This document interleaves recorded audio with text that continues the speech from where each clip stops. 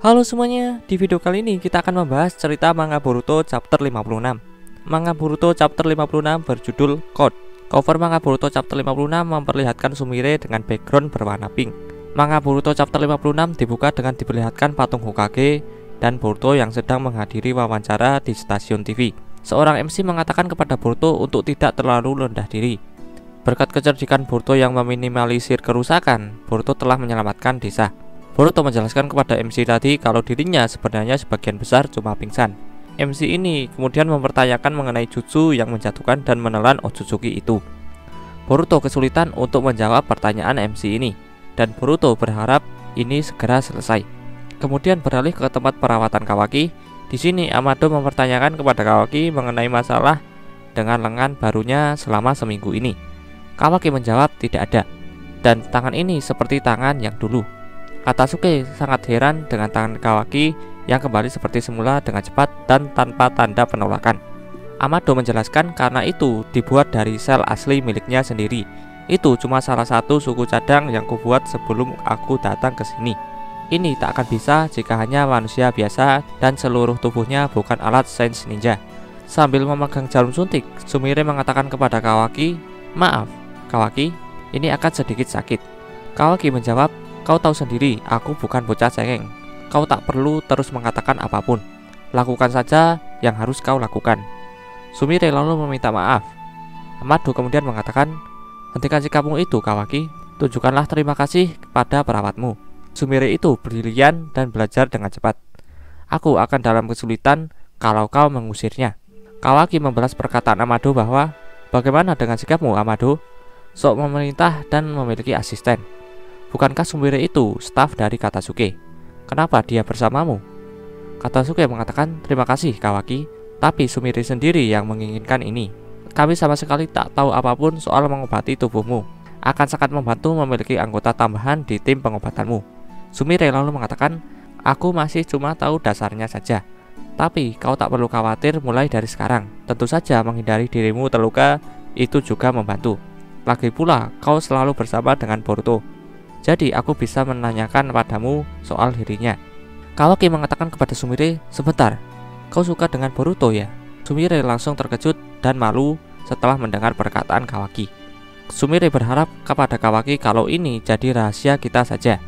Katasuke tertawa dan mengatakan walau itu sudah terlihat jelas. Kawaki kemudian mengenakan jaket tanpa lengannya dan mengatakan, "Terserahlah, itu tak penting bagiku, selama kau bisa melakukan pekerjaanmu." Amado mengatakan kepada Kawaki bahwa kemajuan yang bagus. "Aku tak menduga akan ada masalah dengan tanganmu. Tapi jangan lupa cek rutin. Kembalilah minggu depan." Kawaki mengatakan, "Ya, boleh aku pergi sekarang?" Saat Kawaki berjalan keluar, Amado memanggil Kawaki. Kawaki berhenti dan akan mendengarkan perkataan Amado. Namun Amado mengatakan, "Tak apa, kita lakukan lain kali saja." Kawaki melirik ke arah Amado dan mengatakan, "Terserah." Kawaki kembali berjalan dan meninggalkan ruangannya. Sumire bingung dan penasaran dengan maksud dari Amado. Beralih ke acara TV Boruto. Di sini MC mengatakan, "Sayangnya sepertinya waktu kita habis. Semuanya tolong beri tepuk tangan yang meriah untuk pahlawan cilik perkasa kita yang telah menyelamatkan desa, Uzumaki Boruto." Boruto tertawa malu dan mengatakan, "Sudahlah." Sementara itu, Sarada, Mitsuki, Shikadai, Inojin, dan Chocho sedang duduk di sofa sambil menonton acara wawancara Boruto di TV. Sarada mengatakan, "Yang benar saja, Boruto. Bersikap sok begitu." Shikadai mengatakan, "Sudahlah, Sarada. Dia memasang taman berani, tapi dialah yang paling depresi di antara kita." Sarada lalu mengatakan, mereka merahasiakan soal karma dan dirinya yang mengamuk untuk menghindari kepanikan massal. Dan dia tak bisa pergi dalam misi karena itu terlalu berbahaya. Shikadai mengatakan, dia diam-diam terus diawasi selama 24 jam. Menurutku itu adalah tekanan yang berat. Sarada mengatakan, "Ya, tapi aturan tak ada misi itu juga berlaku untuk kita. Kita tak punya tim 3 orang tanpanya. Jadi tim 7 berada dalam hiatus sampai waktu tak ditentukan." Shikadai mengatakan, "Ya, itu adalah keputusan ayahku. Apakah perlakuan pahlawan ini dan mengarahkannya di media adalah cara ayahku untuk mencoba menghiburnya? Tapi ini sungguh aneh." Chocho mengatakan, "Bagaimana? Kenapa? Tak perlu harus mengambil misi dan bisa masuk TV, itu keren." Inojin lalu mengatakan, biasanya kau berkata begitu di situasi ini. Ini sebabnya kau gendut. Jojo kemudian memegang pipi Inojin dan mengatakan, apa? Memang apa hubungannya berat badanku dengan itu? Sarada mengatakan, jangan salah sangka. Aku tak menyalahkan Boruto. Tapi ini cuma terlalu sulit untuk dipahami begitu saja. Apa yang akan terjadi selanjutnya? Mitsuki mengatakan, ya setidaknya soal karma Boruto mereka tak bisa hanya diam saja dan tak melakukan apa-apa. Mereka pasti harus lebih proaktif. Mungkin Tuan Shikamaru punya suatu ide. Shikadai mengatakan, kuharap iya. Kemudian beralih ke patung Hokage. Boruto sedang melamun di atas patung Hokage ke-7. Boruto melihat ke bawah dan di bawah ada dua anak perempuan penggemar Boruto. Boruto melambai ke arah mereka. Boruto kemudian melihat segel karma di telapak tangan kanannya. Kemudian langsung menurunkan tangannya. Boruto bermaksud menyembunyikan segel ini terhadap orang-orang. Kemudian Kawaki datang di sudut lain patung Hokage ke-7. Kawaki mengatakan kepada Boruto bahwa menjadi selebriti merepotkan, bukan? Boruto mengatakan kepada Kawaki, apa? Pergilah jika kau mau mengolok-olokku. Kawaki lalu duduk dan mengatakan, aku terkejut. Aku kira kau lebih murung. Boruto mengatakan, soal karma? Tidak, itu sudah berlalu lama sekali. Ini cuma aku tak tahu bagaimana harus bersikap atau apa yang seharusnya aku coba lakukan soal itu. Kawaki mengatakan, berdasarkan dari kami pelajari sampai sekarang, kedua tubuh kita sekitar 80% sudah menjadi Otsutsuki. Dan dirimu khususnya Data Otsutsuki masih terus mengunduh dirinya dari karmamu. Dan setelah itu selesai, saat kau menjadi wadah Momoshiki, kau, Boruto, akan menghilang dan si brengsek itu akan bangkit dari tubuhmu. Boruto lalu melihat segel karma yang ada di telapak tangan kanannya. Boruto mengatakan, ini sungguh menyebalkan. Aku merasa seperti terjebak dalam mimpi buruk. Kawaki melirik ke arah Boruto. Kawaki lalu mengatakan, aku memikirkan sesuatu yang mungkin bisa kau coba lakukan. Kenapa kau tak persiapkan wadah dirimu sendiri dengan memberikan karma pada orang lain? Boruto terkejut dan bingung dengan perkataan Kawaki ini. Boruto melihat Kawaki dan mengatakan, wadah diriku sendiri? Kawaki mengatakan, tapi ingat ini hanya hipotesa yang kupikirkan. Tapi jika Momoshiki bangkit dan kau menghilang, kalau kau punya wadahmu sendiri di suatu tempat, mungkin kau juga bisa memakainya untuk reinkarnasi. Boruto mengatakan, itu teori yang gila. Lagi pula kalau aku mau memberi karma dan membuat wadah, itu artinya aku harus mengorbankan orang lain. Benar kan? Mana mungkin aku mau. Kawaki mengatakan, kau tak perlu cemas soal itu. Aku sudah memikirkan seseorang yang akan sempurna. Namanya adalah Kot, satu-satunya orang lain yang selamat dari ritual Jigen. Sementara itu di sudut pandang Kot sedang berjalan di tengah hujan salju.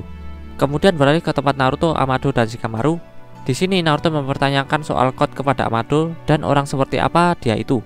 Amado menjawab pertanyaan Naruto bahwa dia adalah bagian kiri dari Inner Kara yang terakhir. Masih ada bagian outer, mereka yang melakukan kontrak pekerjaan eksternal di luar sana di berbagai daerah. Tapi setelah semua bagian inner hilang, mereka semua akan berhenti berfungsi. Shikamaru mengatakan, jadi Kara adalah satu-satunya petinggi yang tersisa. Jika kita bisa melenyapkannya. Amado lanjut mengatakan, ditambah lagi Kot dipercayakan untuk menjaga Jubi di markas dalam ruang dimensi lainnya. Setelah Sasuke menyusup ke dalamnya, mereka terus bersiaga merah. Aku mungkin tak perlu memberitahumu, tapi Jubi itu adalah entitas yang berbahaya. Selama dia masih ada, begitu juga dengan bahaya akan kehancuran planet ini oleh pohon suci. Dia harus segera dibereskan secepat mungkin. Shikamaru mengatakan, namun jikukan ninjutsu Sasuke telah dilumpuhkan bersama dengan matanya. Dan Boruto benar-benar tak bisa mengendalikan kekuatannya. Jadi walaupun kau pergi ke sana, tak ada jaminan kau bisa kembali dengan selamat. Naruto menanyakan kepada Amado bahwa si Kot ini, dia bisa keluar masuk ruang itu dengan bebas kan? Amado menjawab, tentu saja, dia tak punya jikukan ninjutsu, tapi ada kemampuan lain yang bisa membuat itu jadi mungkin. Naruto mengatakan, mau bagaimanapun kita harus melakukan sesuatu soal Kot sebelum Jubi disalahgunakan. Shikamaru mengatakan itu benar, karena setelah Kot dibereskan, kita bisa dengan aman memutuskan bagaimana cara mengatasi Jubi. Amado mengatakan, kalian tidak salah, tapi hati-hati jangan meremehkan dia. Kot tidak seperti yang lain. Dia itu spesial. Kemudian beralih ke gerbang gua yang terdapat dua penjaga di tengah hujan salju. Penjaga ini salah satunya berjenggot dan memakai kacamata. Dia melihat Kot yang sedang mendekat ke arahnya. Kot sedang berjalan dan merasa kedinginan. Setelah melihat Kot, penjaga pintu gerbang mengatakan, "Siapa kau? Apa kau tahu tempat ini tempat apa?" Kot menjawab, "Ini adalah fasilitas pengikut Boro, bukan? Aku adalah kenalannya. Bisa tolong kalian biarkan aku masuk." Penjaga gerbang mengatakan, "Maaf, tapi Tuan Boro tidak ada di sini. Jadi pulang saja sana." Kot mengatakan, "Cih, bodoh. Mau bagaimana lagi? Kau pasti bodoh jika mau menjadi penjaga gerbang di tempat terpencil dingin ini." Kot mengatakan hal itu sambil jari-jari tangan Kot membentuk cakar. Penjaga gerbang berjenggot sangat kesal dan mengatakan kepada Kot, "Berhenti, ini peringatan terakhir." Kot lalu mengatakan, "Ya, sebelum kalian mati."